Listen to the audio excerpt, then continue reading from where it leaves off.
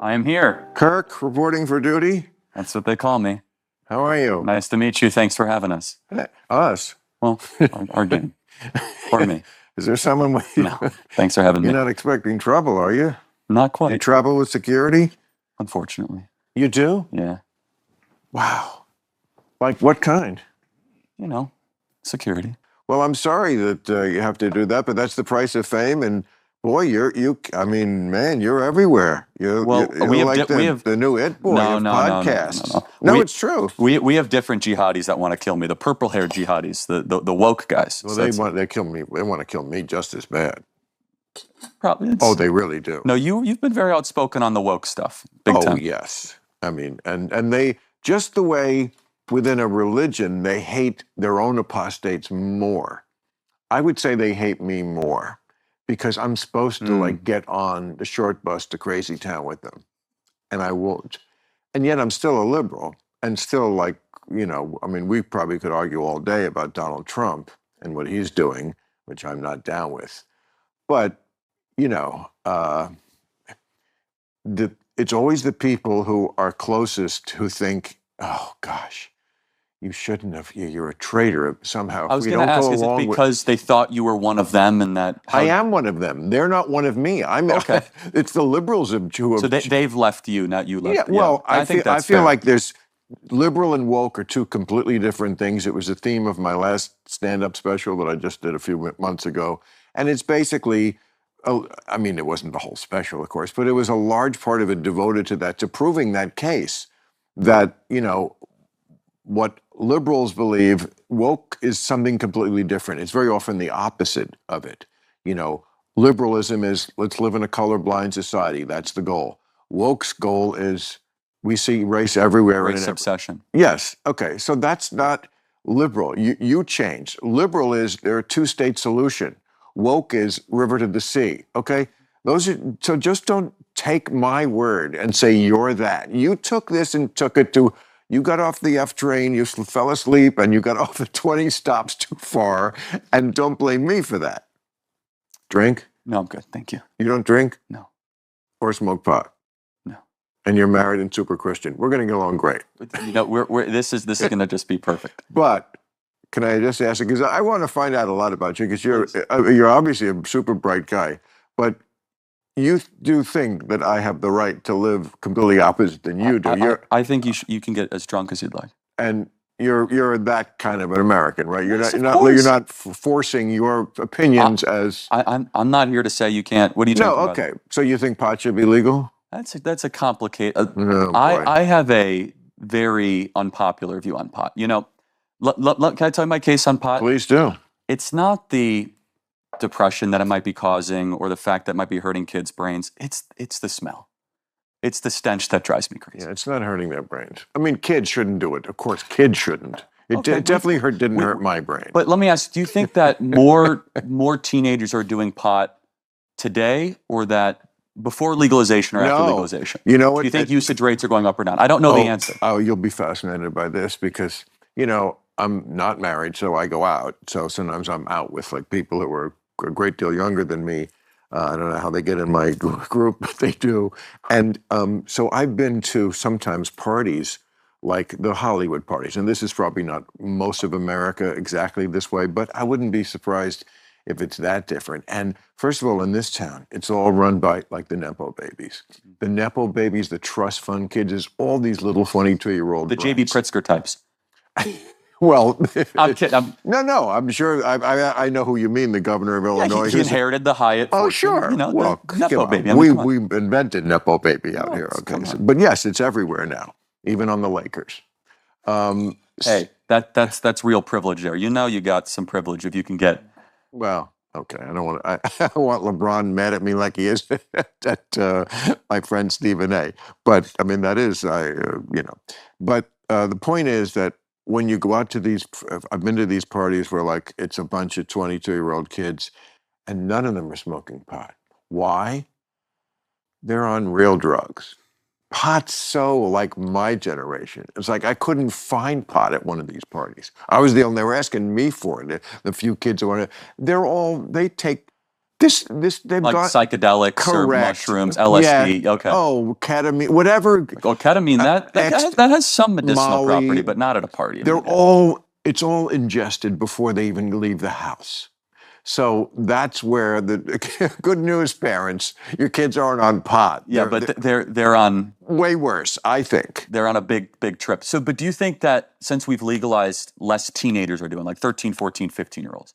Because that was always the argument, right? If we legalize it, less kids would do it. I don't know what 14-year-olds are doing. No, I don't know the answer.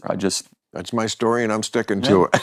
But we can really agree don't. that kids should. That's how we can Oh, agree on. totally. Yeah. But we also should be able to agree that we shouldn't force adults to organize their lives around what kids might get into. That's a good argument. I mean, do you think that it's... I mean, you're not against porn, are you? Well, I actually once struggled with porn. Thankfully, I'm free of that. But I mean... How can you struggle with it? I mean... It's so easy.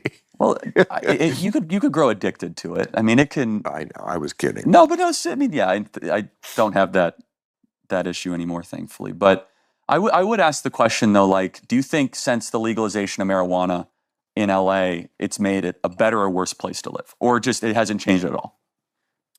It certainly hasn't changed my life. Okay. I grew up right outside here.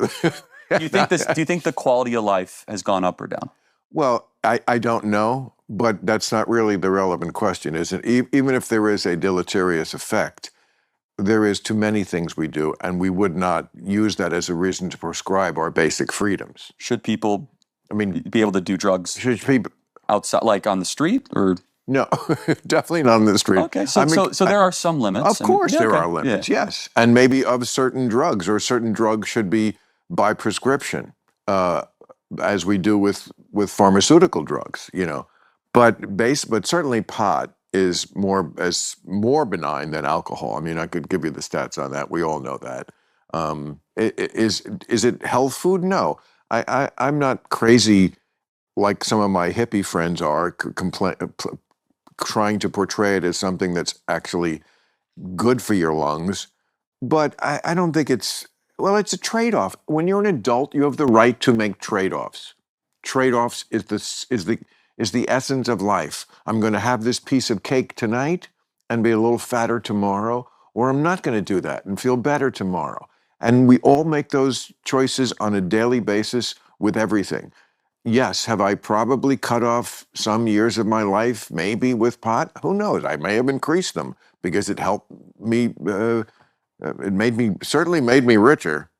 It made me better at my job, better at writing, better at a lot of things I like to do. So, I might be living in a 2-bedroom apartment in Van Nuys if it wasn't for pot, and I'm probably going to live longer here. Or who knows how successful you could have been without it?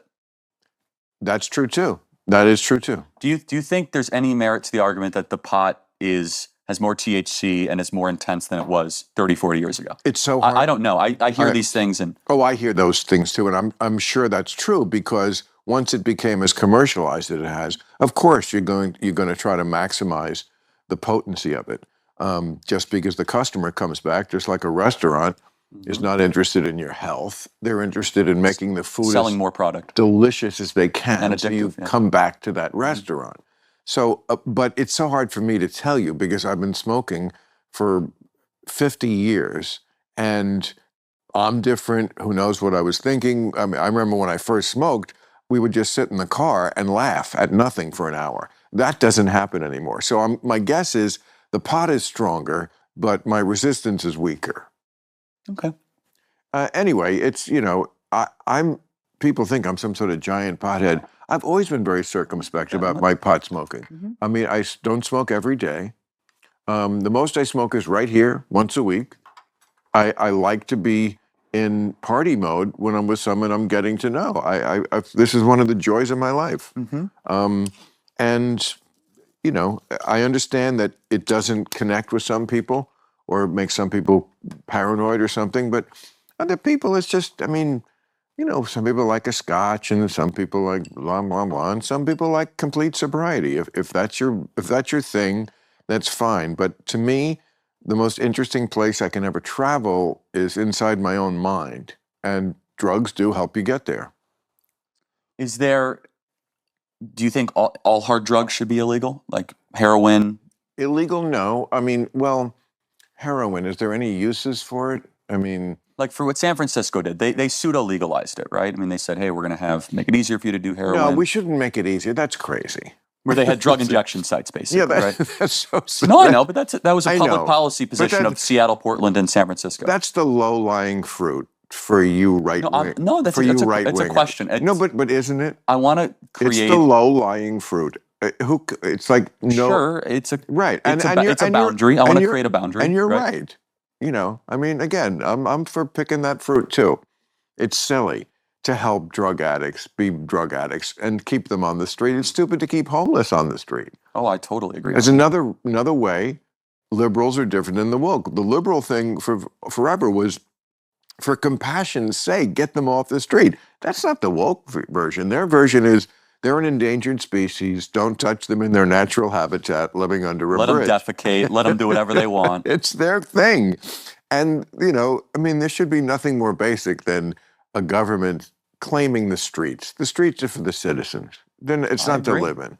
Build a barracks. I mean, why are these things, maybe you can answer that, why are these kind of things so difficult? You think, such common sense. Build a fucking barracks.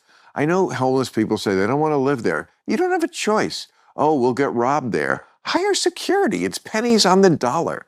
Why is it so difficult? I feel like I, with no real knowledge of this field, could do it. Could just, if I had people who would carry out I would say, okay, get me specs. I want to see where a place we could build it. I want to see what the barracks looks like. I want to see who works there. Is it really in the toilets, whatever? And somebody must be, Mitt Romney, somebody who did the Olympics, somebody who could come in and we know how to clean up the streets. I mean, Gavin Newsom cleaned up the streets of San Francisco when Xi Jinping showed up. I mean, it's just an act of the will. They don't want to do it.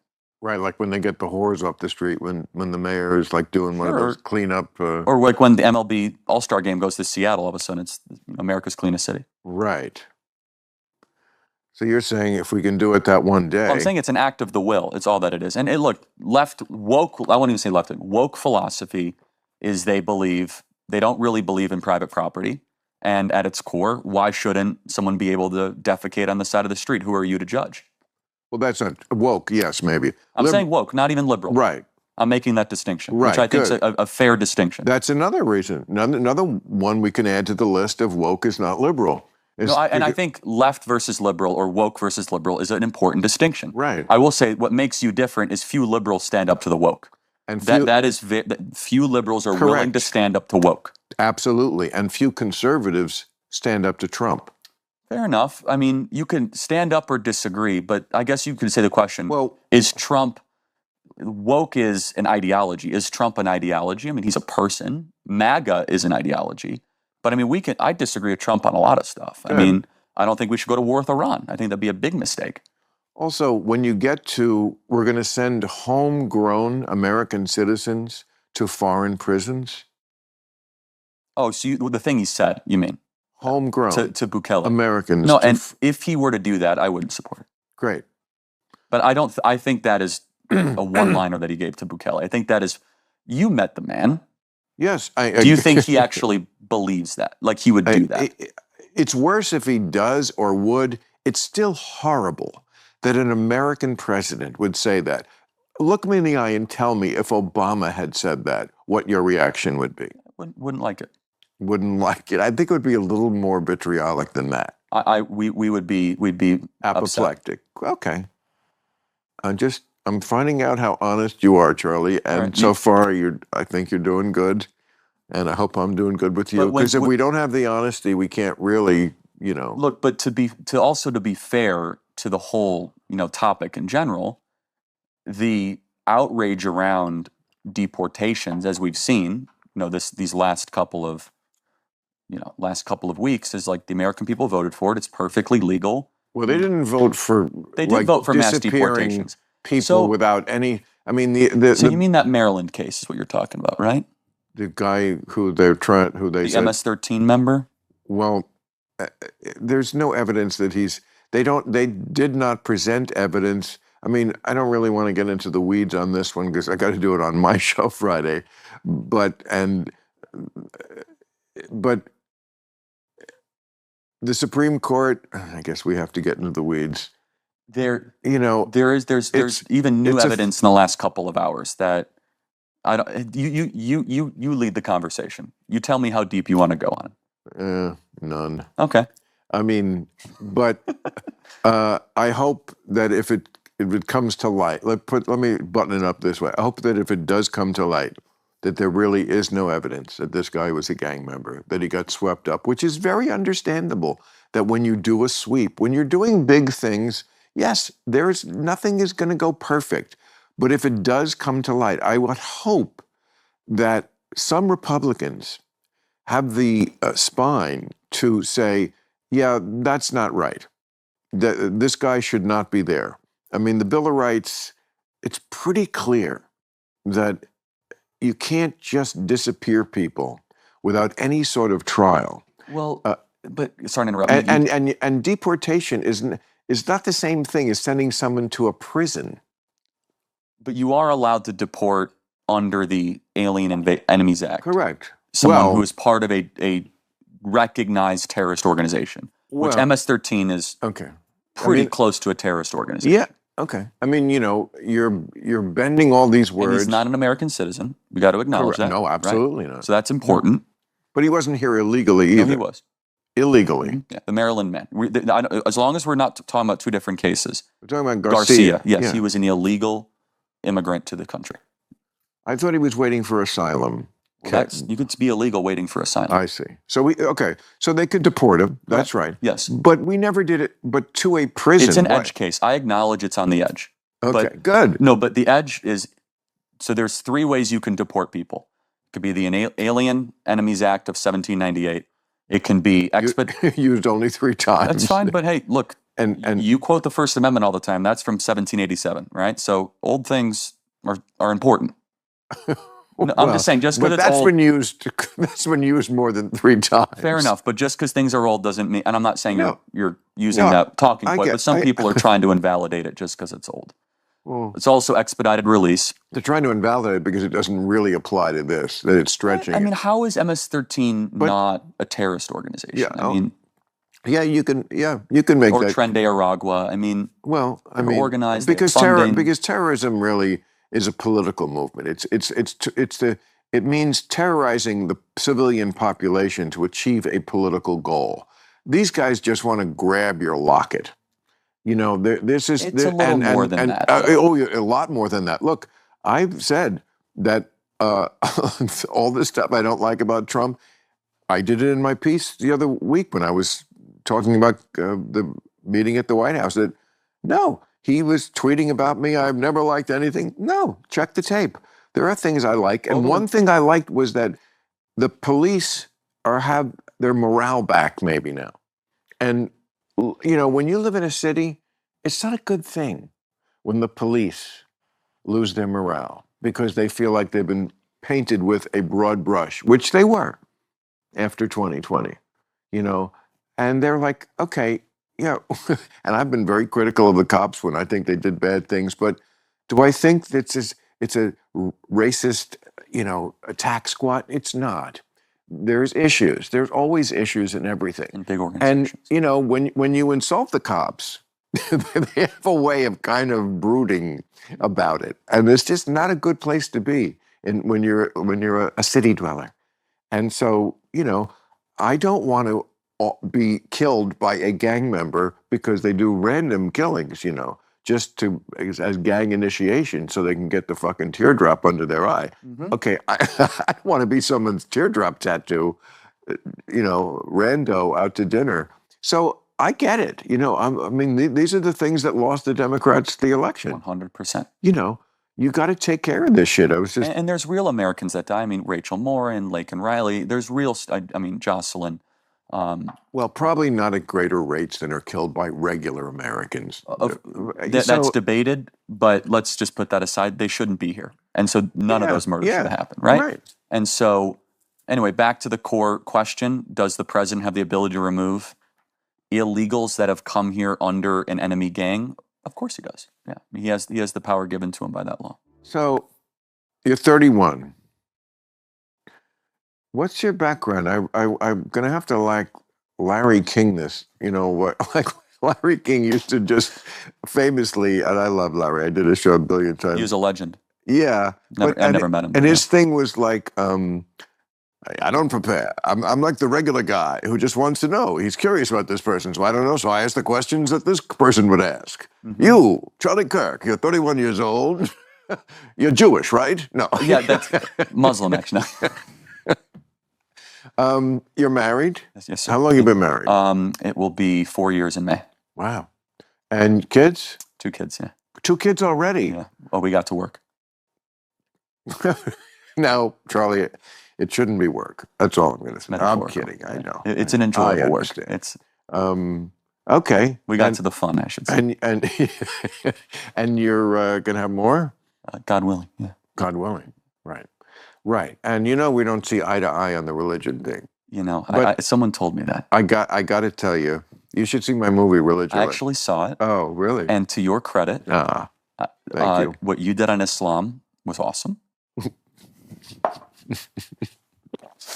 The other one's not so much. That's correct, buddy. Secondly, so if you just isolate the Islamic part. But it was funny. Secondly, Jesus. To your credit, you treated woke like a religion. Yes. And you criticized them with the same intensity and ferocity you did, and you deserve a lot of credit for that. Thank you. I mean that because you looked at it as this has a catechism, it has religious type undercurrents, it has almost a metaphysical presence to itself, and so you're an equal opportunity critic. I mean, yeah.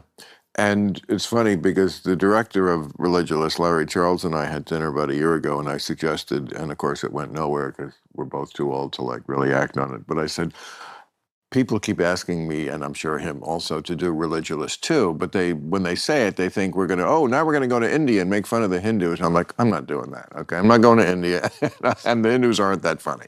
Okay, we did it. The movie did great, and we love that it stands the test of time, and people always keep coming up to me and seeing it. Movies are amazing that way.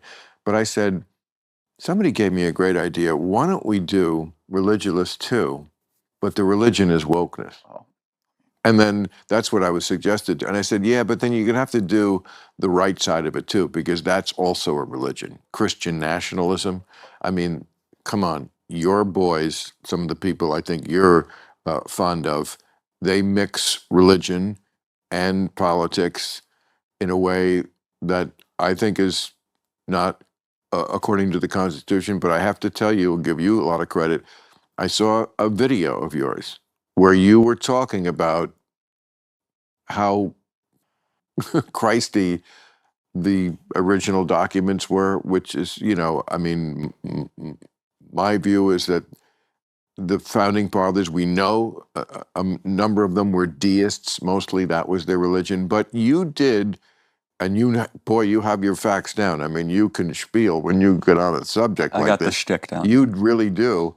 And I trust you, I'm going by but that they were a little Christier than I thought, and I'm always happy to learn new information. And if it doesn't satisfy people that I don't stay exactly where I am, it satisfies the people who are actually my fans, who always want me to do that, to be like, if I take in new information. I mean, that's why, the far left hates me because I went to the White House and said, well, privately, Trump's different.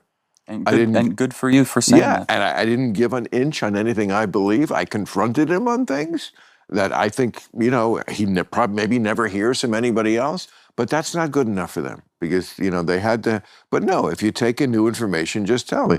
And so I do think after listening to your spiel that, yes, they were a little more into Jesus than I thought. I mean, I know Jefferson wrote that Bible and he heavily edited it. Took all the miracles out. He took all the religiosity out of it and just made him a moral teacher, a moral philosopher. Mm-hmm. Now, you have to admit, that's not exactly the act of a Christy person. No, but at least he acknowledged that there was something profound there. Got to give him credit for that. I could even acknowledge that. Okay, that's good. No, I'm glad to hear you say that. Jesus as a philosopher was a true revolutionary. I mean, when he said the meek shall inherit the earth, I think the response was... Blessed are the peacemakers. Right? Yeah, but the idea that it gets good in the next life was fairly, I think, revolutionary. And the fact that, if you're a good person in this life, There's a much greater. This is just the pregame. You want the after party. Don't And the think after party is just going to be fucking awesome. You're up there with me and my dad, God, and it's just, you know. what do you think would create a better society or better action? People that think that there is an afterlife based on how you act, or people that think there isn't one? That's a great question, because it certainly can turn people either way. It can make you fly planes into a building. I'm not speaking of any specific example. I can't think of anything. I can't either. But it can make you do that. You'll admit that. Sure. Okay. It could also make you do like blow up Oklahoma City too. Yes. And it could also, I fully acknowledge. And I fully acknowledge that it also keeps millions of people in line. Like Mark Wahlberg. I'm guessing without Catholicism, he just looks like a guy who'd be in a lot more trouble. But I think it just has made his life, you know, much more under control. So there's one. Mark Wahlberg, I think, really benefits from Catholicism. But I think there's lots of people like that. They truly are worried that if they do something out of line, illegal or immoral, that the devil will, in short order after they die, be poking them in the ass with a pitchfork, and so they don't do that. And I got to give it up. That is a positive. Are you at all worried that when a nation becomes too secular, it might not know what it believes? There's no cultural cohesion. There's no glue that keeps it together. Yeah, but this isn't that nation. This nation isn't secular. This is a bunch of fucking religious freaks. Increasingly secular, though. Well, thank you. I'm trying. No, but I appreciate it. You are quite the evangelist for your cause of no afterlife and no creator. You know what? It creeps up a little, but people always are going to want it. People always are going to want to believe a story. It's much better than the truth, which is that things are random. We don't know the big questions. We don't know how we got here. We don't know why we're here. We don't know how the universe started. We're alone in the universe. You know, is there a God? What is the nature of God? Which one is the right God? We just don't. Nobody knows. I mean, that's why they call it faith. Do you hope you're wrong? That's the most important question. That's a great question. Well, how do you hope there's a heaven? I hope they figure out how I can live forever. I like it here with you, Charlie, drinking this and smoking pot. Fiji, I'm having a great time. I really can't imagine it better. I mean, I can't. And maybe it is. I'm sure it is. I'm sure, you know, people have... But something in you probably hopes that, I don't know, yes, Hitler gets ultimate judgment, or the most evil things, right? Something in you wants to see your loved ones. And I don't think about Hitler. No, but there's got to be a desire somewhere. A lot of people just think about Hitler a lot. Stalin, Mao. I know, but I'm just saying Hitler comes up a lot. He really... Fair enough. That there's a desire that there's something beyond this. Well, that is just. Okay. Yes, I do, but I mean, it's very hard to find that justice on earth. Ask an AIDS baby. No, don't, Bill. That's why when you say, "Hey, I'm happy here," there's a lot of suffering on earth too, and that's the. It is, that's the Christian argument, and right? some of it is you know, we obviously can see it comes from no bad deed done. You know, children with cancer. Of course, it's. And then they say, well, that's, you know, God works in mysterious ways, which is sort of a get out of jail card. It's the hardest. Any kind of non-thinking. Admittedly, it's the hardest. We as Christians have to explain unjust suffering. Atheists have to explain everything else. How do you explain it? We don't. It's hard. It's a mystery. We can say God works in mysterious ways. We can say original sin. However, we don't have to explain creation or the miracle of life or love or justice or. We don't have to explain it either, because it's not explainable, because we don't know. We say we don't know. That's honest. You say, no, somebody told a story a long time ago, and we're going to stick with that. That, to me, I'm not trying to be insulting. You can't offend me, trust me. Great. I mean that. So you could be as crude or as blunt. Okay, I mean that. It's not. But I find that intellectually embarrassing. That's fine. You know, spring is here, and the warm weather makes me want to get outside for some quality time playing basketball and meeting up with friends. The last thing I want to do in the little free time I have is worry about making food. Luckily, I found Factor. I found it right here on the table next to me. Luckily, I found Factor with their nutritious 2-minute meals. Eating well has never been this easy. You just heat up and enjoy, giving you more time to do what you want. Get outside instead of prepping and cooking indoors. Yuck. Factor meals arrive fresh and ready to eat, perfect for any active lifestyle. With 45 weekly menu options, you can pick gourmet meals that fit your goals. Choose from Calorie Smart, Protein Plus, Keto, and more. Factor powers your day with satisfying breakfasts, on-the-go lunches, premium dinners, and guilt-free snacks and desserts. It's easy to savor more this spring. Factor meals pack in the flavor with none of the fuss. You know, I'm truly surprised at how easy they make it. The food shows up to your door, you heat it up in 2 minutes, and it tastes great. Try it out yourself. Get started at factormeals.com/random50 off and use code RANDOM50OFF to get 50% off plus free shipping on your first box. That's code RANDOM50OFF at factormeals.com/random50off for 50% off plus free shipping. Club Random is brought to you by the Freedom from Religion Foundation. You ever notice how more and more people are stepping away from organized religion? Not my last guess, but in general, it's like we all collectively realized, wait, I don't actually have to go to synagogue on Friday or church on Sundays, and boom, sleeping in one. But here's the thing. Not everyone's cool with this shift. Christian nationalism is on the rise, and they're working overtime to shove their beliefs into our laws, our schools, and even our personal lives. It's like, hey, I respect your right to believe whatever you want, just don't make me live by it. That's where the Freedom from Religion Foundation comes in. They fight to keep church and state separate, like our founders actually intended. So whether you've always been secular or have left religion behind, believe in keeping faith out of our government. FFRF has your back. Join us. Go to ffrf.us/freedom or text CLUB to 511-511. Become a member today. Text CLUB to 511-511 or go to ffrf.us/freedom. Because the only thing worse than someone forcing religion on you is when they do it by law. For membership information, text CLUB to 511-511. Text fees may apply. And so, is there any part of the Bible you think is true?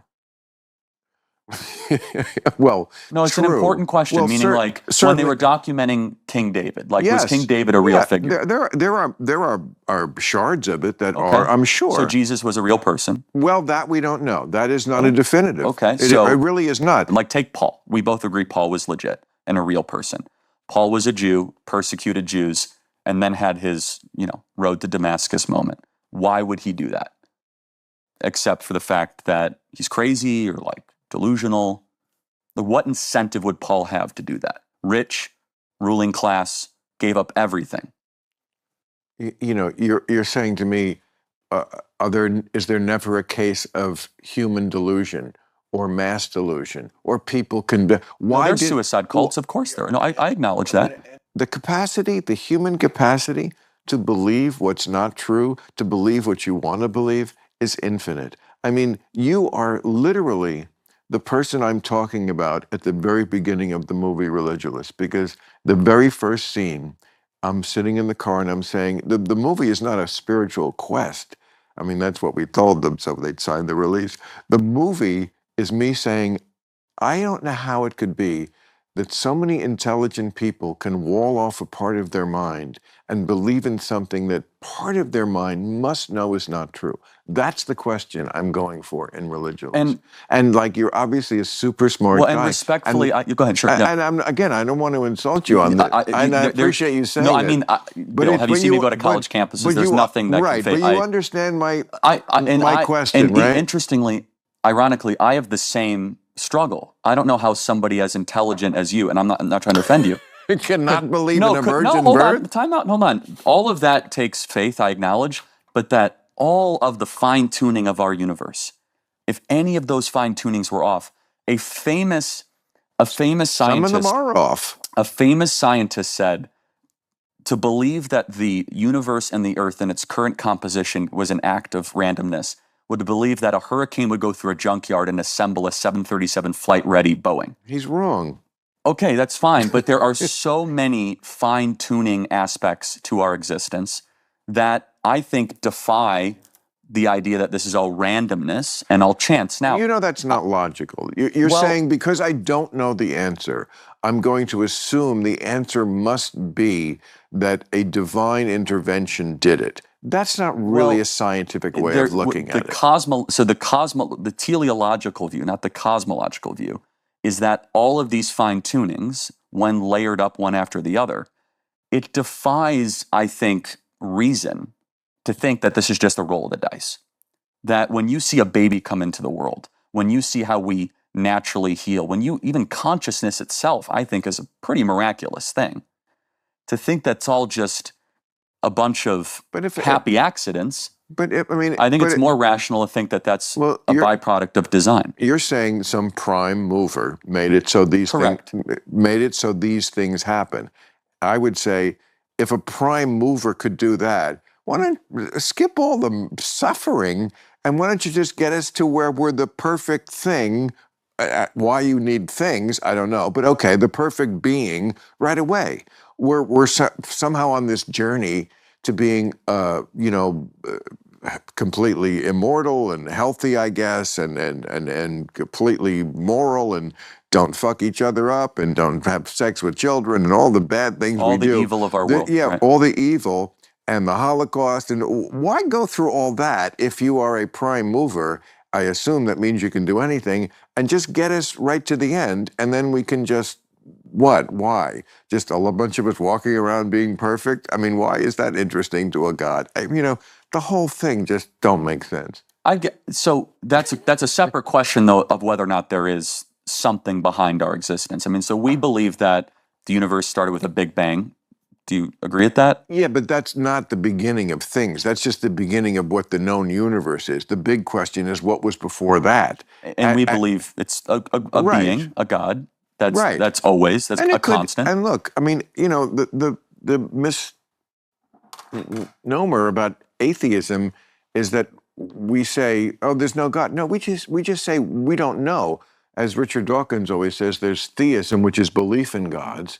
And they used to believe in many, and then it got to one, and we just believe in one less. So there's just not. How would you differentiate that from agnosticism? There isn't. Okay, that's another thing that's bullshit. No, I don't. I'm just asking a good faith question. No, I think a lot of atheists think that. A lot of people on my team with this, they have that view that don't split hairs with the atheists and the agnostics. It's like.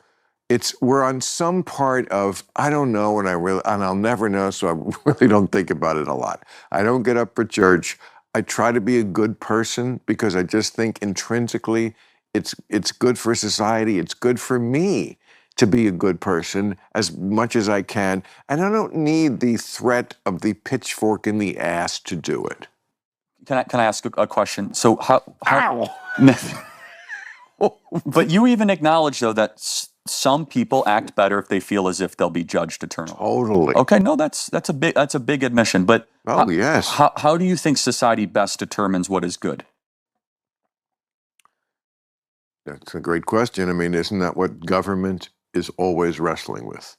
Correct. What makes society good? Do you think, even as an atheist, the Ten Commandments, the right side of the Ten Commandments is a good place to start? The right side.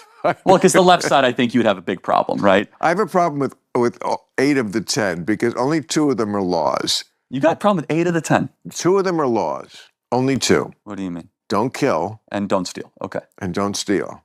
Sure. This idea that God is this. But you're good with those 2. Like obviously. The first 4 are just jealous God shit. It's just like, you know what? No, God, honoring your parents is not jealous God stuff. God's like a pimp who was in the next room and he said, who you on the phone with there, girl? But, I guess I'm testing that. Hold on, but no, it's again, I'm not offendable on this, but I think you could. I know you made fun of it in Religulous, but there's something beautiful about not working for a day.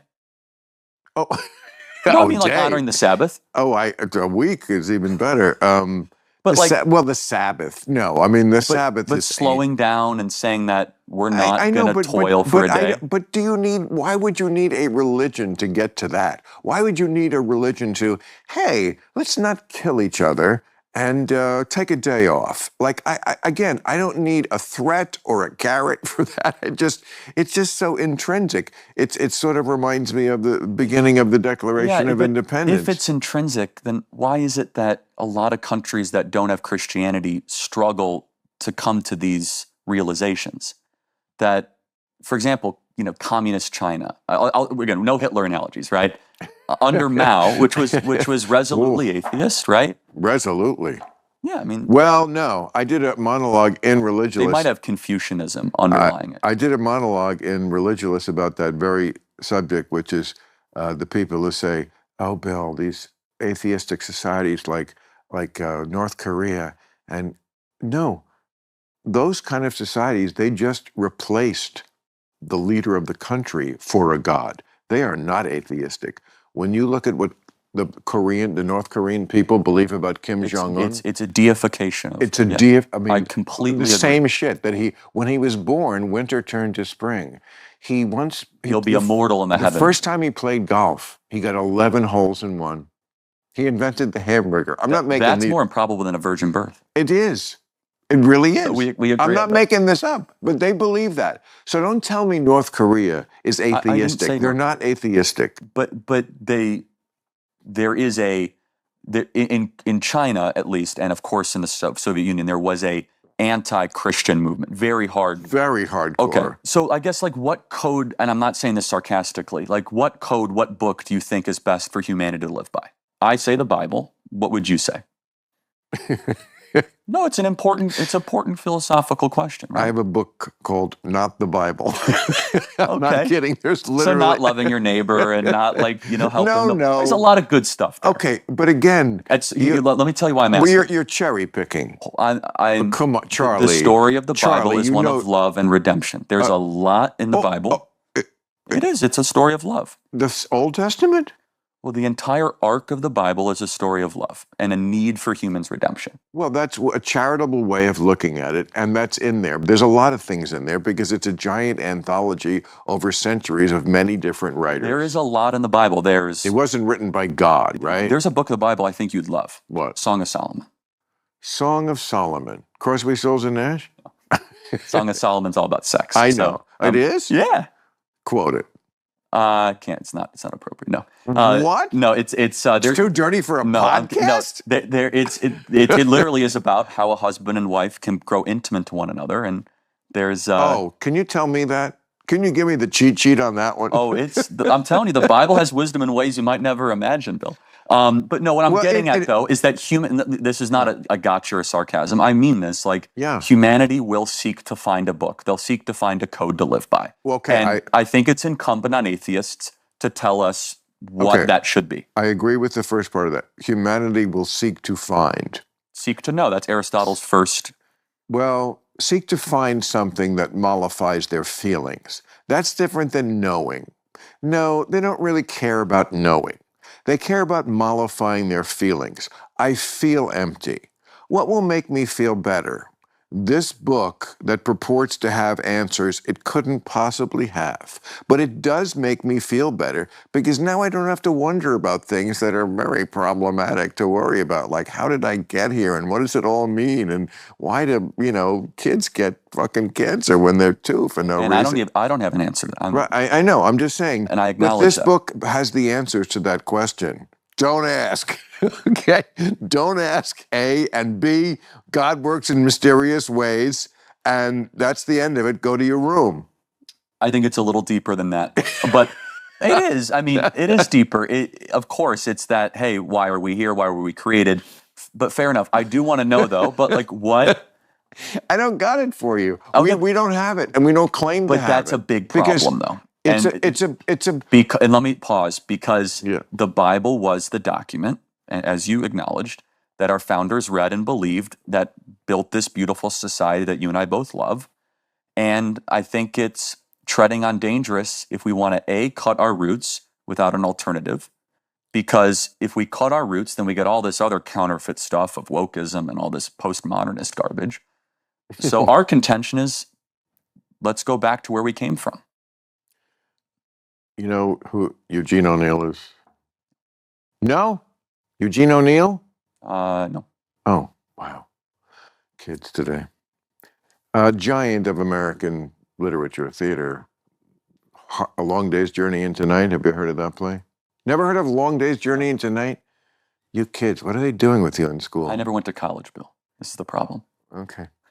Anyway, he once said, a life, I find a life with illusions unpardonable, and a life without illusions unbearable. And that's the essence of where we are. You choose the second, I choose the first. I find a life with illusions unpardonable. I just can't do it, okay? And you find a life without illusions unbearable.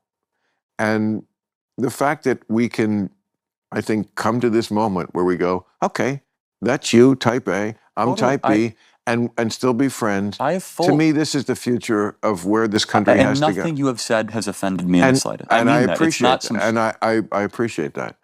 Because, again, that was my question in Religulous. How can otherwise really super smart people, but this is the answer. Like, and can I interrupt? Do you Yes. doubt those of us that have had religious experiences? Do you think it's just like neurological phenomenon? how would you If define I say it? that Jesus changed my life and Yeah, that but he's gone to work in my soul.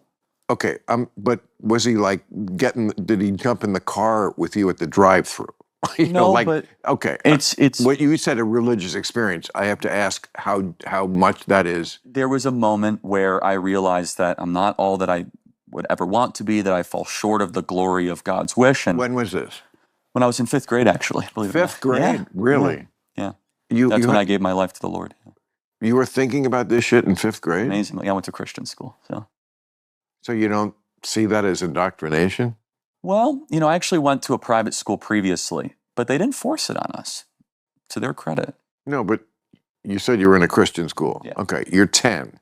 You're in a Christian school. There's no connection of like maybe at a very early age they put a chip in your brain? I mean, I still had to make the decision for myself. And there's a lot of kids that went to that school that aren't Christians anymore, and so. By the way, I went to Catholic. I was raised Catholic. I went to didn't stick.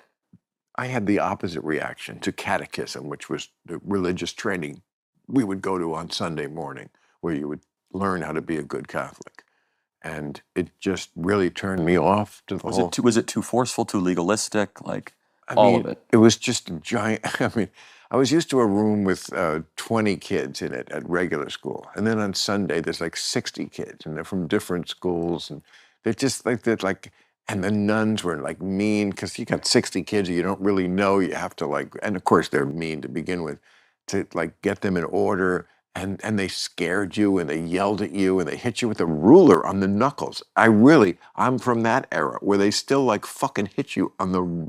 You know how often I hear the rulers from I mean, scorned Catholics? The ruler is like a very common thing. Again, the idea that you keep people in line, it's by fear. That's why you're keeping people in line. And that's a question an atheist really, I think, is due to ask a religious person. Do you really think fear is the best way for us to grow and become good people? Because if that's how we're doing it, I do have a problem with the methodology, even if I believed in the religion.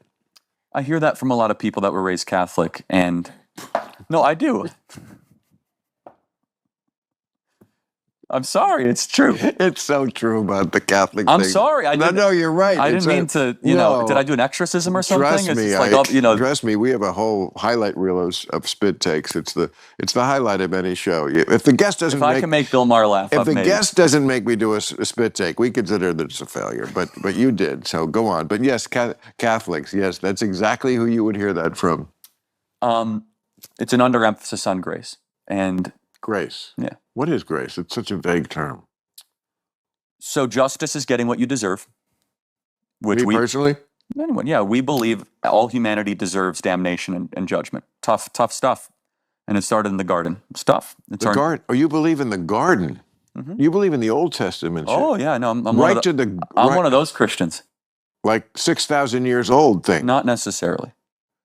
Because in religious, I went to see the. Not necessarily. I went to see the museum. You know the museum that they have in. Oh yeah, Ken Ham's deal. Ken Ham, yes, and we interviewed Ken. He was not happy. You got to admit the Ark is pretty impressive. Have you seen the Ark? They built a whole Ark there. We were there for a whole day. I don't know. Can't remember if it was before or after the Ark. No, it was. And Jesus. That's impressive. Come on. And Jesus riding the dinosaur. Yeah, I don't know about that. Jesus riding the dinosaur. Do I really need to elaborate, people? Okay, go ahead with your thing. Judgment is getting what you deserve. Mercy is getting less what you deserve. Grace. Wait. Mercy is getting less than what you. Yeah. So we believe Jesus gives us grace. So you get a prison sentence, you get judgment. You get mercy, you get less of a prison sentence. Grace would be Jesus serving that prison sentence for you, so you could live life eternal. Well, how is he serving that? Oh, you mean like in the big picture? Well, because we believe him living a perfect life and then suffering the death that he did on the cross was him atoning for our sins. Of course. The sins of humanity. Jesus, yeah. Which is a big claim, albeit, and a very compelling one, which we also believe one to be true, because it redeems all of humanity of our shortfalling of the glory of God. I got to say, it's really picking up the check for the whole table. You know, I mean, you gotta give it to your boy for like all of our sins. Well, it's a very generous thing. What it does very is generous. It is at its core a statement of human equality, that we're all sinners, we're all screwed up, we all got problems, we all got vices, and like no matter what you do, we all fall short of God's standard, and Jesus makes us whole. But how do you think this view of life reflects your politics? And how much should it, and how much does it?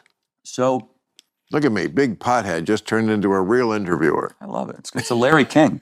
We're coming full circle here.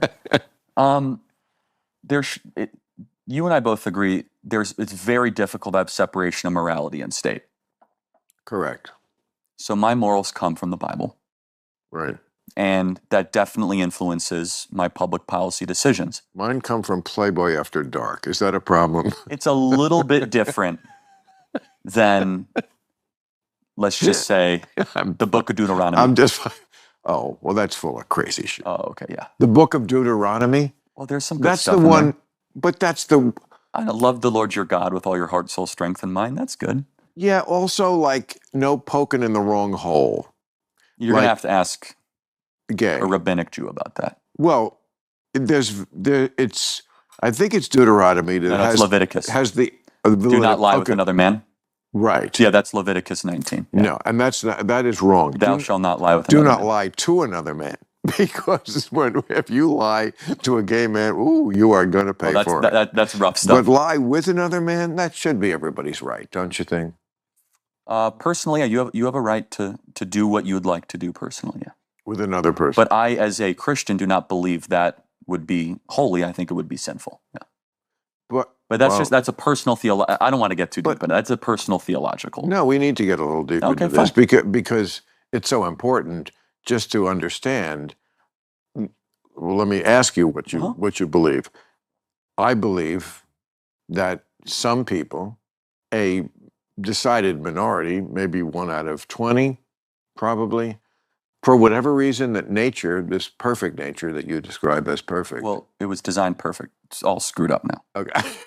Okay. No, I mean, we have disease and we have, all sorts of stuff. Got Down syndrome. We got all sorts of problems. Well, then it wasn't designed perfect because it's screwed up. You know what we believe, Bill. We believe there was a rebellion and a contamination of nature. Right. Because that is sin. Right. Okay. If they hadn't eaten the apple.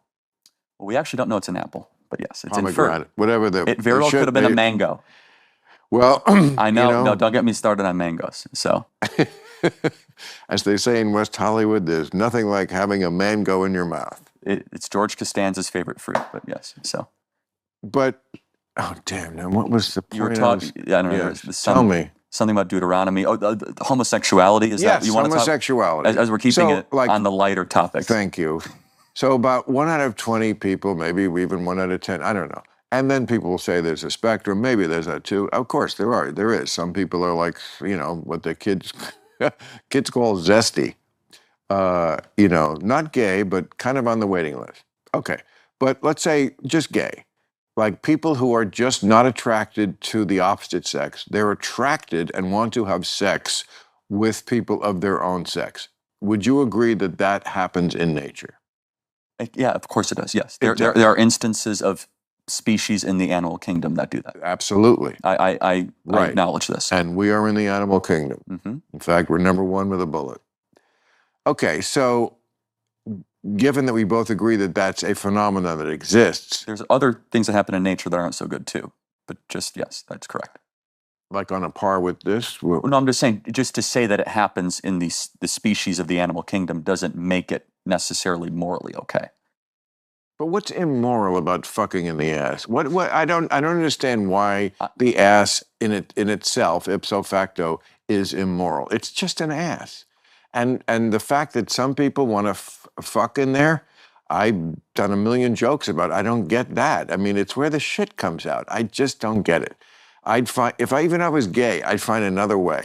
But that's just me. But they do want to do it. Why is there a moral dimension to this? Again, I believe Scripture is God breathed. It's what the Bible says. Okay, because the Bible says. Yeah, I do. You're correct. But you do know, like, the, argument from people like me, that kind of logical argument, is that, well, these books were really not written by a God. They were written by men, and it reflected. Well, of course, they were transcribed It by reflected men, the primitive views of people in that era who would, of course, have had primitive views. They also didn't understand germs or atoms. So their views on this were primitive, and they believed that there was something wrong with that. That I get it, that it was different than most of the people in the tribe, that, these two guys are going off and doing it. But that we can, as sentient beings now, logical, intellectual beings, recognize that this was from a long time ago, and now it's just something that happens in nature, that some people want to fuck this way and some people want to fuck this way, and there's no moral dimension to it and no reason to call it a sin. Again, Christianity just disagrees with that. So, I mean, it's the only sin that God destroyed a city over. So, I mean, and I'm not trying to be legalistic about it. It's just a fact, right? I think, and it's explicitly prohibited in the text. By the way, so is adultery, and so is stealing, and so is coveting. Charlie, I'm guilty of coveting, and I mean, we're all guilty of many sins. I'm not trying to single that one out and try to be pompous or. I think the phrase you're searching for is "save your breath." This is what we believe, and I get it. Totally. It's doctrine. So wait, coveting? What do you mean? Now, coveting is one you can't control. No, that's not true. Oh, stop it. You can control coveting.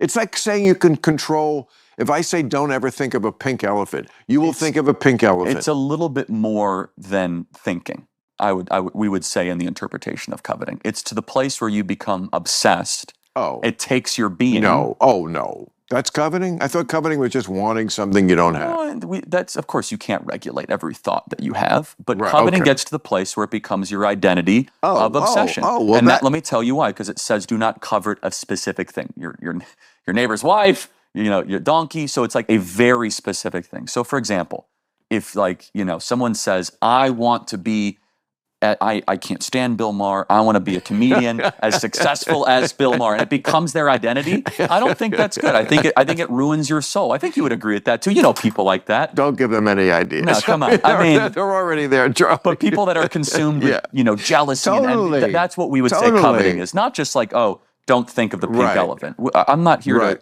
to play air traffic control in your thoughts. Right. Because, you're an attractive guy. I'm sure there's lots of MAGA groupies, and I'm sure coveting comes up. How can you not covet? And praise God that I have a great wife. Right. And she understands about the coveting. Yeah, and we have a very healthy, loyal, wonderful marriage. And look, but male nature that's why there had to be a prohibition on adultery, because it is male nature to. No, I think it's actually easier to be a female in that way. I completely agree. Right. I covet being a female.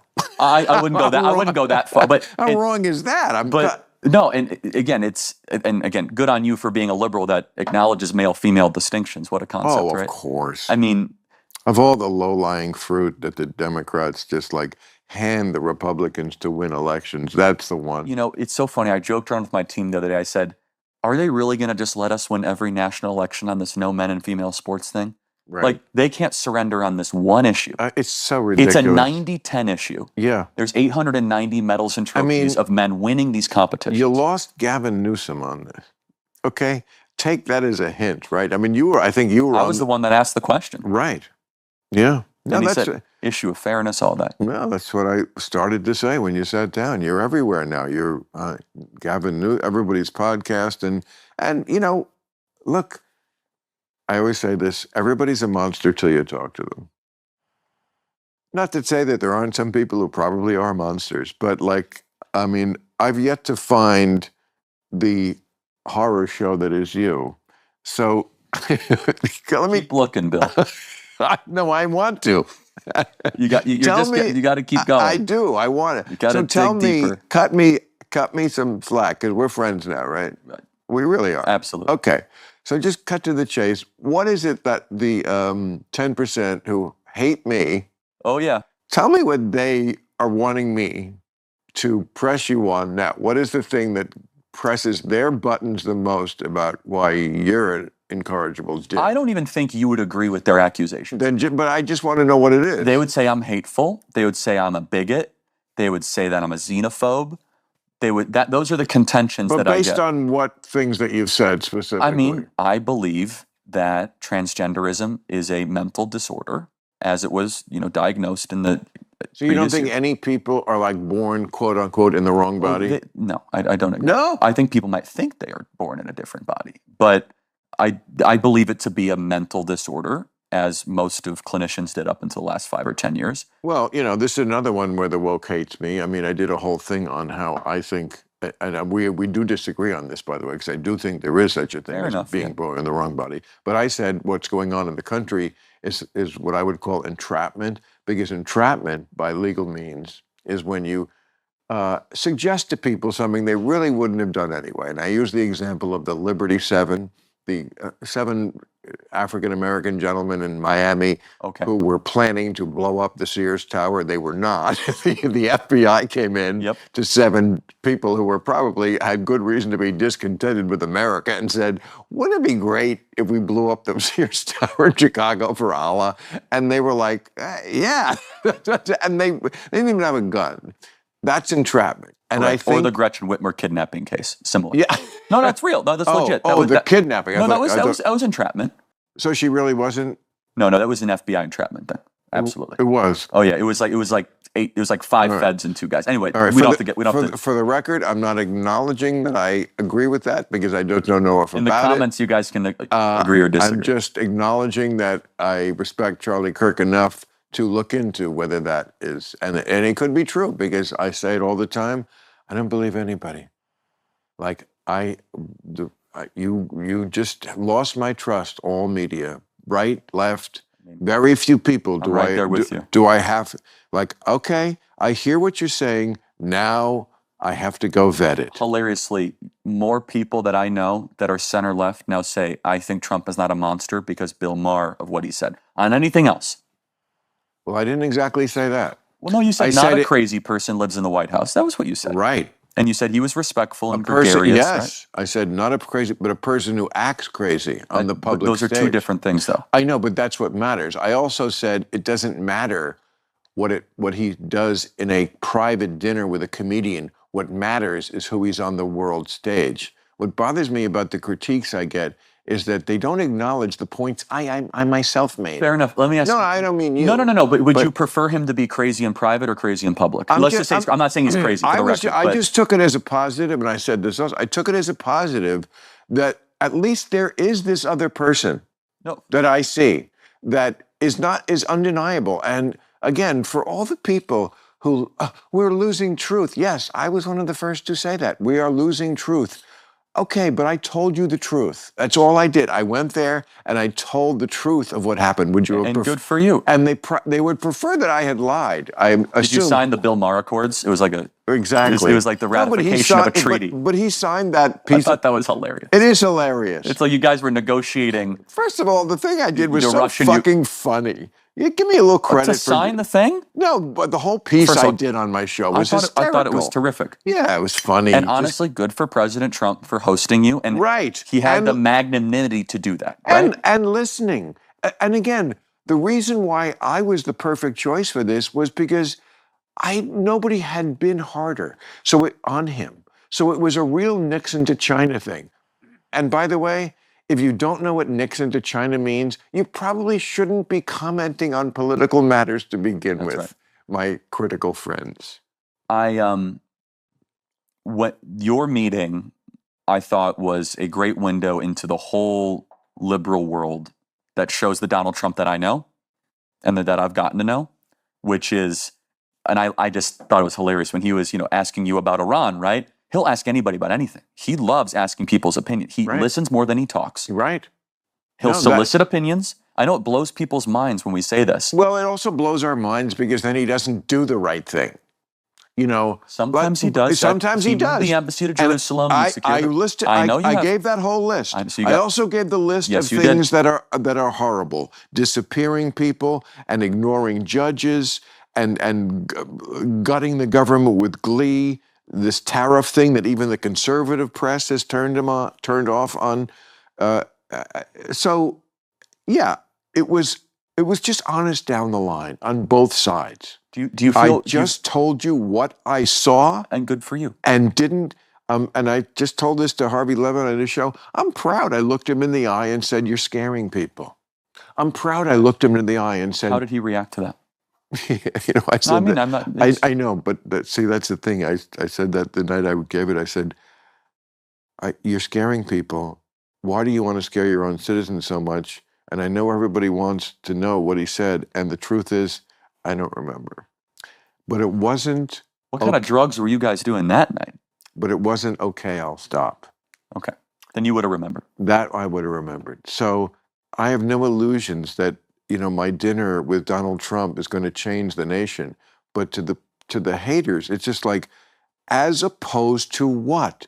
Not engaging at all. That is their. It's either me or Gretchen Whitmer with the binders in front of her face. I mean, I feel like I did it better. I went in there. I didn't give 1 inch on what I believe, or saying to his face what I believe.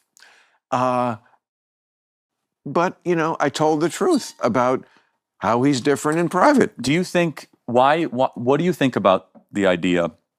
You going, here's how I would frame it. You going to meet with Trump would be the equivalent of Biden inviting me over for dinner. Meaning, is that fair? Absolutely. Okay, I don't want to put words in your mouth. Absolutely. Why do you think Biden or Obama wouldn't do that and Trump did? I mentioned that too in the thing. I said, you know what? You did. But I said, because look, this was kind of a guy's dinner. And Donald Trump is a man of a certain age, of a certain way of life. I just think he's comfortable with the guys. And I also think he loves his wife more than is let on. But he just likes being with the guys. And it was a guys' dinner, and we just had a good guys' time. And so, I said it, I voted for Obama, I voted for Clinton, but the idea that I could talk to them as freely as I felt this conversation was going is emblematic to me of why the Democrats lose the elections. Because they just don't feel that this is like a real person. And I know it's so weird to say that about Donald Trump, who I've said a jillion times is, a whiny little bitch. I mean, I could go through my greatest hits of insults, but this was about getting past that and maybe seeing that if we met in person, we don't hate each other as much, and we don't. And I'm sorry, I'm not going to pretend that's a bad thing. No, it's how you heal as a even country. Though he's doing terrible things. I would say doing great things, but that's a separate issue. But I mean, sending American citizens to foreign prisons. He didn't do that. That was a one-liner. He set a one-liner. You're so forgiving. I am. That's the Christ in me. I know, but it's Jesus. You need Jesus, Bill. Again, he'll be more forgiving. You wouldn't have been forgiving if Obama said it. Well, let's speak. What did Trump? Trump said that the homegrown ones. You could also argue that if it's an illegal alien homegrown, I don't even want to get too far deep into it. Let's just say I don't think we should ever entertain American citizens going to prisons abroad. Great. Because, you're a student of American history. I try. Yeah. I don't know You who are- Eugene O'Neill is, but Well, that's not history, that's the arts. And that's the 20th century. But yes, I'm happy to fill the gaps in your knowledge. Thank you. That's a big one. Eugene No, O'Neill's big. you're my rabbi. I would not like. No. It's like He's not like just some small guy. But okay, so the Iceman cometh, another big one. But Iceman, you can see it's not recent. But oh, I forget now what we're talking about. It's the pot. I blame the pot, Charlie. It's always the pot. You're right. It's terrible. I'm going to quit tomorrow. Not really. It sharpens your memory. What do you doesn't it? think would happen if you smoked pot? Oh my goodness. You never did? No. Even as a kid? No. But what, see, this is like sort of my version of the religion thing. Like, maybe you're missing out on the big picture the way I am with Christianity. Maybe, except I've already been exposed to Christianity and you've never been exposed to Rastafarianism or whatever my religion is. Only one of those has an afterlife. But you could, I mean, don't you think that would be a great thing to see corners of your mind that you have never looked into? Tell me more. What happened? What do you mean by that? I'm not. It's not a game. I want to like. No, I will tell you. I'm happy to tell you. I'll put it this way. I've mentioned this before with potheads, I think, on my show, that when I have an important decision to make, I treat my mind the way Congress is designed, a bicameral institution. I will think about it sober, and I will think about it stoned. And then if they agree, they can reconcile and present a bill, and I will sign it. And there's a reconciliation process. But they both process. have to agree on this, because I just have a different perspective when I'm stoned. And it's very often sharper and more insightful and better. You know, I mean, just editing, I know. Like, just writing in general, but I mean, I don't do all my writing stoned, but like the final edit, it's like, oh yeah, you're right, that should go. Like things I did not see sober, I will see stoned. And, you know, you might get stoned and be like, oh, Jesus, what? Are we kidding? Come back from the dead? No, I'm kidding. This is so Sunday's Easter. What are you going to do? Must be a big day. He is risen. He is risen indeed, Bill. We're going to be celebrating the resurrection of our Lord. Why do we say that in the present tense? Because it is a constant truth in our life. He is risen. I always noticed that was interesting to me. That's a really important question, actually. It is. Tell me. Well, because the fact that he is risen transcends time. It's not just in the present sense. It's that of all time, that promise is accessible to all of us. And so it's a proclamation to all people. Because if you said, hey, he was risen, it's like, it's just merely a historical event. It almost underplays the metaphysics of it. I'm just always fascinated the way really, really fine intellectual minds employ themselves for the purpose of arguing things that are so inarguable. But It does, because it's almost like a challenge. Like, I'm so smart that I can make this thing, which is so fucking stupid, seem like a real. I'm kidding. No, it's fine. No, but you get where I'm coming from. Like, I'm going to take something that is so anti-intellectual, even though I can argue like an intellect. However, but you have to acknowledge, even the greatest minds of history have been mesmerized by the scriptures. Isaac Newton, Thomas Aquinas. Well, Isaac Newton wrote more about biblical prophecy than even physics. And so there's something about the scriptures that are intellectual, that does push your limits. And that's what I think is so beautiful about our faith, is it can be accessible to everyone, but also infinitely nourishing in exploration. So why if there's this other truth that's beyond this this metaphysical truth, why so many different versions of it that only seem to cause wars? You know, Protestants and Catholics, Eastern Orthodox, Mormon. Someone asked me recently, like, well, I won't say who, but sometimes people don't know history that well, and they're like, Bill, like, okay, so Columbus, 1492, lands on America, and we don't really then have the first colony until 1607, Jamestown. So somebody said to me, what happened in that century? You know what happened in that century? Martin Luther, at the beginning of that century, said there's an alternative to There was Catholicism. 95 theses that were Not nailed on the door of Wittenberg in 1517. And for the next 100 years, they just fucking killed each other all over Europe about who was right about that. And that's why it took a century after Columbus landed to go back, because they were preoccupied with killing each other over whether the Pope in Rome was the devil, and then or is the Eucharist the Prod- literal body and blood Oh. of Christ? I mean, did his foreskin ascend to heaven with him, or was that left here because he was a Jew? I mean, there was just a lot of silly questions. There was a lot of debates.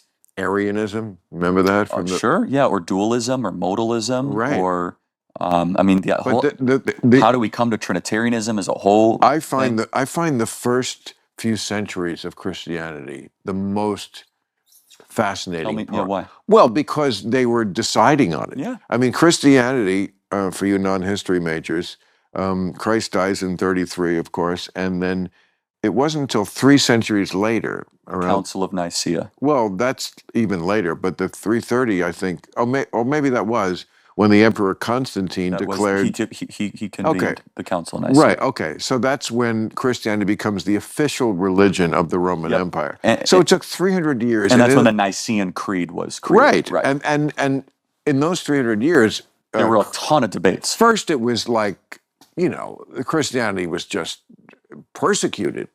It was surviving the first 100 years. The blood of the martyrs is the seed of the church, was said by Tertullian in 202. So that's 200 years into it, and they were still martyrs. They were fed to the lions, that shit.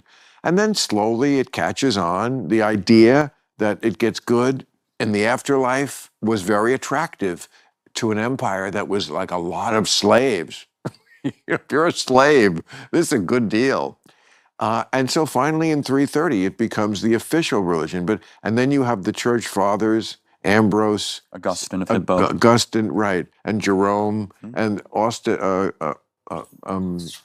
Augustine is writing in like 430, I think. City of God. Yes, he's writing in the city of Hippo, and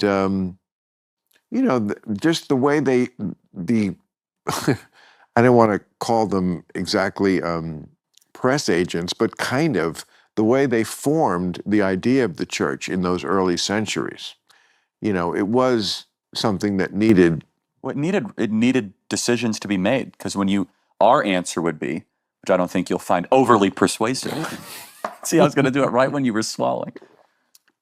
Is that when you have something true, you have a lot of bad forces that try to pervert it, and you have to be able to, you have to refine it, you have to clarify it. And I mean, the idea of the Trinity was one of the most important one of those debates. Again, you had dualism, modalism, Arianism. You had Gnosticism, which was a huge debate of the early church. And of course, it was concluded in Trinitarianism, which we would argue. Go ahead. It's just so much arguing That's okay. about I mean, how look, many angels are on the head of a pin. That's It's just that wasn't the arguments But were it- much it's- more well, it's consequential than even like yeah, I guess if you believe eschatology. Yeah, right? if there's an old saying in comedy: "Buy the premise, buy the bit." If you believe the premise that he's God and all the, then you care whether the foreskin went with him or not. The big debate was like, is Christ God? That was the big one. That was the biggest of them all. And it nearly split the church in 5 different parts. And the idea of the Trinity was eventually decided upon, which we believe to be. In Religious, I biblically went to a Holy Land, and they have the Jesus there because they reenact the whole crucifixion. And so I interviewed Jesus, and I hit him with that about it's supposed to be very proud. They're very proud that they're monotheistic. Correct. Like the pagan people, they have many gods. These fucking heathens, these savages. The river, the sun, Yes, from shithole the corn, countries. the dirt, right? Crazy people with so many gods. And then you have the Father, the Son, the Holy Ghost. You can pray to the Mother. I mean, it's just a lot of people involved. It's one Godhead in 3 parts. The Trinity is very complex. So this is what Jesus said. Oh yeah, tell me what he said. Yeah. He said, and this like stopped me in my tracks for a minute because it's the kind of bullshit that makes you go, that makes people go, oh. And to me, it went, oh, no. Okay, so he said it's like ice. It's like water. Yeah, it's in 3 parts. Yeah. Water, vapor, water, or ice. So I'm glad I didn't use that one on you. You wouldn't have liked it. Well, Jesus already tried Did he it. say it in Aramaic is the real question. But right? it's a pretty good analogy. No, but that's what we would say. It's the same thing in 3 different parts, right? But they did add the Holy Ghost like 3 centuries in because the church needed another Well, boat. no, that's not true. Oh, it is true. There was no Holy Ghost in the beginning. In Matthew 4, Christ is baptized, and it says the Spirit came upon him. God, the Father says, it's my Son, and I am pleased, and he is the Son. So you have all 3 parts of the Godhead right there. The Holy Ghost is named The there? Spirit. It says the Spirit of the Lord came upon him. Now, it doesn't use the phrase. That sounds like the Lord. Well, then God the Father said, this is my Son in who I am pleased. So 3 distinct parts of the Godhead. It's the best picture of the Trinity we have. And then in the book of Acts. So they were all in the same room at the same time? Well, in the river, right? I mean, the scene, right? But God the Father was God there? the Father was audible, right? Audible. Oh, so Saying, he was on Zoom. Yeah, he was phoning it in. Christ was being baptized by John the Baptizer, and the Spirit of the Lord. Baptizer, John the Baptist. It's actually baptizer, yeah. That's what they call him now? Yeah. Is that new? You got to keep up with the time. I mean, is that new? It's a fun, wonky theological Why thing. did they change it? Because it was actually this is like What's wrong with John the Baptist? It's so insignificant because it actually in the old Greek it was a verb. It was the baptizer, the one. It's completely irrelevant. It doesn't matter. It's like new Coke. Stick with what works. You know what? It was great, John the Baptist. There's nothing wrong with John the Baptist. It's a great title. And then in Acts it says the Spirit of the Lord came upon the disciples at Pentecost. Well, I can't tell you how much I enjoyed this. Well, thank you. I mean, again, I'm sure there's something that I'm not asking you. I've been that an admirer should Bill of be. yours for a while. We're on different planets, obviously, on the spiritual religious stuff. But when you spoke against the woke, that for me was a proving moment. And I have to say something, and this is 100% true. You had more moral courage than pastors that I know that went along with the woke crazy train. And you deserve credit for that. I appreciate because it was of high cost. Until we get rid of that shit, they're never going to win another election. I agree. They're not going to take political advice from me. No, but they might from me. They could. And they should. But not the 10%, but that's 10%. But they're very loud. They're very loud, but that's it. And I, as FDR once said, I welcome their hatred because they're just, first of all, they have no integrity. They don't ever present the full argument. They just cherry pick. I mean, everybody does it to everybody. So I'm not saying I'm unique here, but that is part of the problem of our discourse is that everybody just wants to forward their narrative. No one is really interested in the full truth. Just the truth. Just give me the truth. And that's the crowd I'm going for. Yes. And to be honest, when I go to these campuses and we're drawing these huge crowds, in some ways, we're benefiting from the ways that the old school comics would benefit on college campuses because we're saying the stuff you're not allowed to say. Like, we are the rebellion type energy. They must be so thirsty for it. Of course. And they're kids. Yes. It's innate that they want to be, here's something that's not politically correct. Yes, and you think about it, it's like you're a guy on a college campus at any one of these tour stops we're going to, right? Boise State, University of South Carolina, Oklahoma State University. And they are constantly in this bubble of if I say one wrong word, I could have my entire career ruined. If I say the wrong joke, if I laugh at the wrong thing, if I use the wrong pronoun, they're living in a totalitarian environment, a cultural totalitarian one. Okay, you're going to have to stay a little more because I want to ask you about this because now you got me on colleges. And, that's been one of my big... No, we got to talk about this. That's been one of my big fucking targets. Big time. I mean, it was in my book, it was in my special, I called them the mouth of the river from which all the nonsense flows. It is the Wuhan laboratory. Was for the woke. Yeah, I probably got it from you. I did. I said, if ignorance is a disease, Harvard Yard is the Wuhan wet market. That was my joke. I got. Now we could say Wuhan lab, but yeah, that's right. Okay, and Trump's going after the colleges now, which I fully support. Yeah, but as always with his shit, it's not exactly legal the way he's doing it. It's coercive. It's I get I am behind the feeling of it. I'm not sure this is the way to do it, but the feeling of it, yes, they have become places that, and this is again one of your big bailiwicks. You know, this is one of the places you really got to. I think this has helped you get where you are. They have become places that are two things: not really interested in teaching, just getting a point of view on the world into the kids' heads, which is not the way it was when I went to college at all. And also just very anti-Western civilization. Completely. And this is Western civilization. And you live in Western civilization. You're soaking in it. You're enjoying it. Yes. All the things that make your life, and especially the life of minorities and oppressed people better, come from Western civilization. Rule of law, scientific inquiry, freedom of speech, democracy, all the things, women's rights, gay rights. All of it. All of it is Western civilization.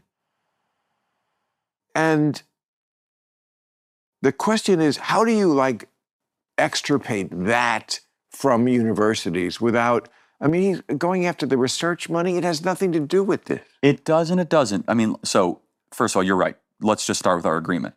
Colleges have become a place where they want everyone to look different but think the same. Their idea of diversity is like, okay, we look at the yearbook photo and everyone has race diversity. Everything has to look like Angelina Jolie's Christmas card. But they all think as if they're at the Democrat National Committee meeting. Right. There's no diversity of thought. There's no heterodox opinion.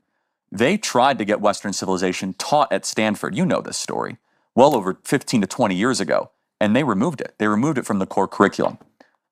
Really? I'm going to be honest. These places have to be basically burned to the ground. We'll see. Then this is metaphorically. Okay, metaphorically. Yeah. Well, meaning like, I mean, look, take Harvard. So you say the research money. First of all, they take 10 to 15% of that in overhead. Why does Harvard, with a $50 billion endowment, need $2 billion in research money? Just ask Harvard the same question. That's a hedge fund with a college attached. Right. That's not a university. Right.